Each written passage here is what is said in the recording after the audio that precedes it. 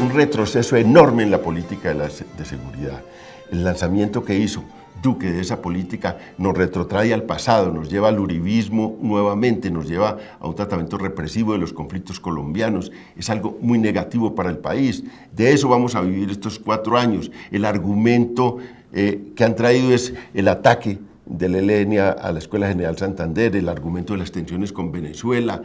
el conflicto que se está gestando en las regiones, y esos argumentos les sirven para volver atrás, no para echar para adelante, para coger lo que venía del proceso de paz de Santos y mejorarlo, ir para el futuro. Volvemos atrás, volvemos al pasado.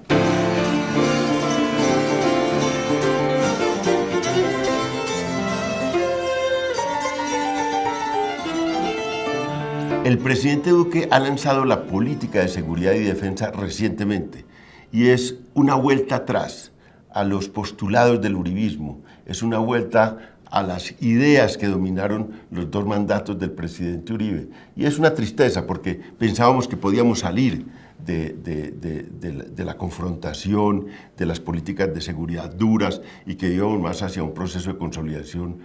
de la paz, intentando, por un lado, mantener la acción militar y policial sobre los factores de violencia, pero por otro lado abriendo procesos de concertación, cumpliendo el proceso de paz que se firmó con las FARC. Esta política de seguridad tiene elementos muy claros del pasado. Por ejemplo, la promoción y la actividad que se tiene alrededor de los grupos de informantes, de una gran red de informantes que es involucración de la población civil en el conflicto. Y además que,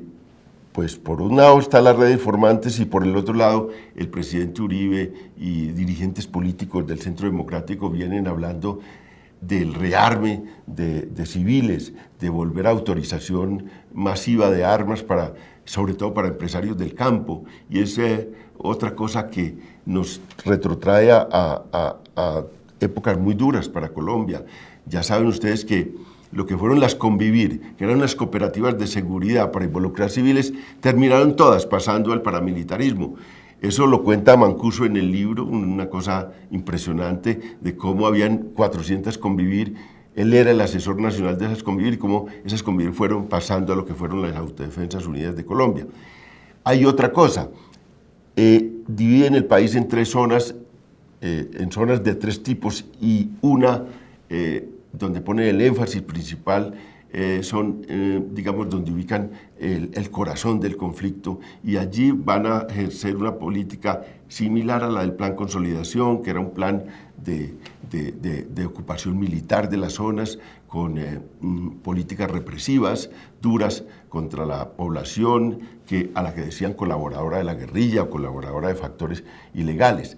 El otro tema complicado es el de, ya en esta política que es nueva, la idea de enfrentar las amenazas externas. Y ya se habla de amenazas externas y se habla incluso de presencia acá de otras potencias que le disputan a Estados Unidos, y hay una alerta en esa política de seguridad frente a esto, y es como una cosa extraña porque nosotros en realidad no hemos estado en ningún conflicto internacional, no estamos en eso, y entonces uno piensa que es para responder al caso de Venezuela. Otro punto, digamos, que es un retroceso, es la política frente al narcotráfico, una política de volver a las fumigaciones, volver a la política enteramente represiva cuando estamos saliendo hacia una idea de un tratamiento distinto a las drogas, con negociación con los campesinos, con una búsqueda de pactos y de sustitución voluntaria en cultivos. De manera que toda esta política, que es un retroceso y es una vuelta atrás hacia los 2 mandatos de Uribe, no va a traer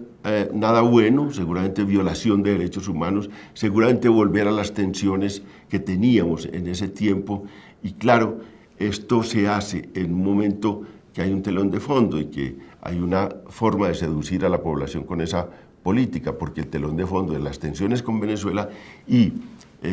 actos como el del ELN, actos demenciales como el ataque a la estación, al cuerpo de policía de la General Santander, de manera que ahí nosotros tendremos otra vez que entrar en una posición muy crítica frente a este retroceso en la política de seguridad y defensa.